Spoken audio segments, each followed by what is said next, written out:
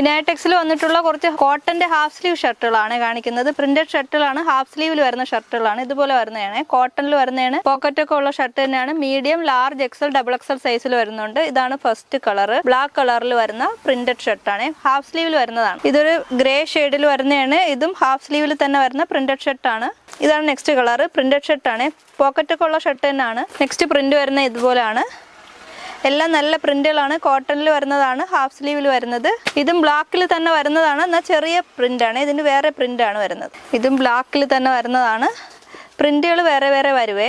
ഇതൊരു പിങ്ക് ഷെയ്ഡിൽ വരുന്നതാണ്, ഇതുപോലെ വരുന്നത്. എല്ലാം പ്രിന്റഡ് ആയിട്ടുള്ള ഷർട്ടുകളാണ്, ഹാഫ് സ്ലീവിൽ വരുന്ന ഷർട്ടുകളെ. നെക്സ്റ്റ് വരുന്ന ഇതാണ്, ഒരു ഗ്രീൻ ഷെയ്ഡിൽ വരുന്നത്.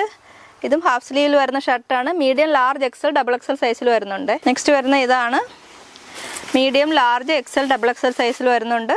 ഹാഫ് സ്ലീവ് വരുന്ന ഷർട്ടാണ്. 38, 40, 42, 44 സൈസ് വരെ വരുന്നുണ്ട്. ഇതാണ് നെക്സ്റ്റ് പ്രിന്റ്.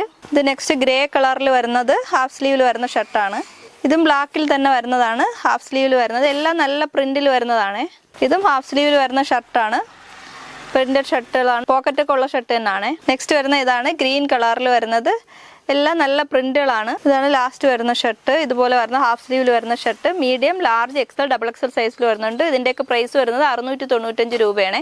38, 40, 42, 44 സൈസിൽ വരുന്നുണ്ട്.